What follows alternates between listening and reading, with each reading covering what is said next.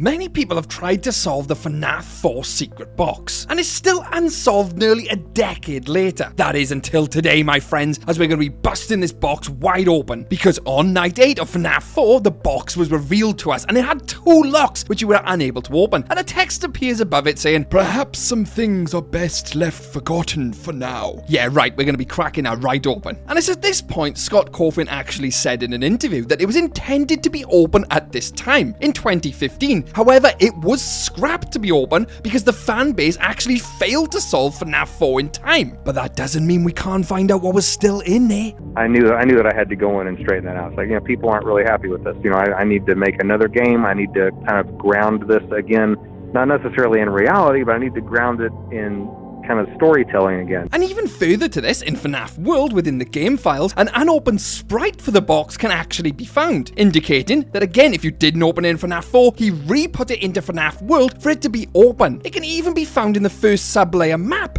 Out of Bounds. And I will just say something to note here, because I know someone in the comments will probably say it. In the context of the Charlie trilogy, which isn't canon to the games, the box actually contained Charlotte Emily. I mean, she was in this tiny box, but that is not what was in the FNAF 4 box. I just wanted to point that out quickly. Now, it's pretty obvious that most people seem to think that it's the crying child in the FNAF 4 box and that William Afton put him in there to eventually try and put him back together, right? Or that Mike had actually put him in there in the hopes of putting him back together. I mean, we actually see Mike put the crying child back together in the good ending of FNAF 3. We also see the Foxy brother talk over the crying child's body on night 6. He says he's really sorry, how sad he is. A big enough motive if there ever was one, and in the Happiest Day minigame, it actually shows Mike going to each location trying to put his brother back together. And remember how I said earlier that Charlie was in the box in the 4th closet books? Well, there's a few paragraphs in that book where she says that she basically can hear sounds but she can't see because she's in this box, right? Now, in the logbook in that book,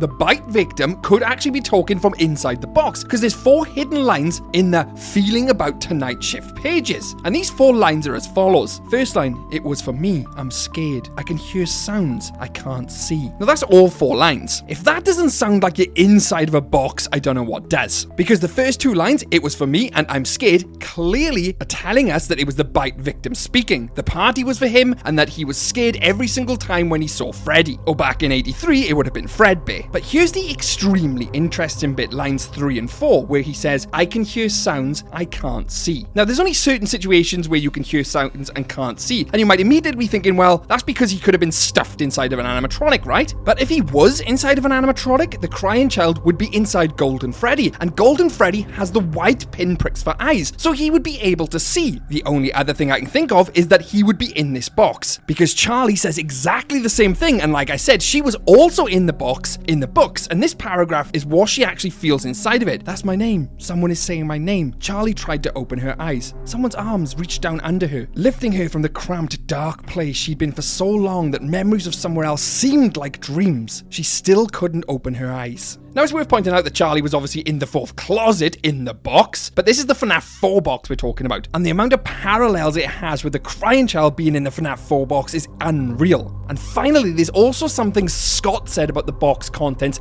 during the time. He said the box contains the pieces put back together. And who is being put back together? The bite victim, the crying child. That basically says that at the time of FNAF 4's release, the crying child was meant to be in there. And this is where things take an even more interesting turn. Because no one solved it during the time of FNAF 4, Scott decided that the story wasn't concluded. Like, people aren't really happy with this. I need to make another game. I need to kind of ground this again. So they decided to continue it to add closure to this story, leaving that box in FNAF 4 firmly shut at this stage. Now, the actual story of FNAF 4 is a little bit murky because a lot of people seem to think that Dream Theory was there. I don't believe Dream Theory to ever be Scott's intent for FNAF 4. He even makes fun of people believing Dream Theory was a thing. Hey, I'm not saying if you believe Dream Theory that you're wrong, it's just not a theory I personally agree with. But with that being said, it does lead me onto this theory, and that's how Mike could potentially be repressing his memories, and the box is what we see of it. The content of this box could easily be the mini cutscenes we get every night, Toy Chica without her beak. The fact of the matter is we never see these cutscenes again after we see the box. This is obviously due to Michael locking away his memories, repressing them. But that can't be right. I mean, something physical must be in the box. Scott said himself that the community would open and solve FNAF 4 in time to open this box. Obviously it didn't happen, but he had planned for something to be in this box. And we're also forgetting another thing. There are 2 locks on this box. Why are there 2 on there? Surely it would just be 1. You'd have 1 in the middle, right? 2 must also represent something. And in this case, we've either got the 2 owners, William and Henry, or the 2 brothers, Mike and Evan, or the crying child. Could they really represent the locks? Well, I can only speculate on that. I haven't really got any hard evidence, so we're just gonna have to say it's got 2 locks because it's got 2 locks. But I can't help, I'm thinking I'm missing something there, but I need to move on. Now, one thing I find extremely interesting, in Help Wanted 2, we open a secret box just like this one,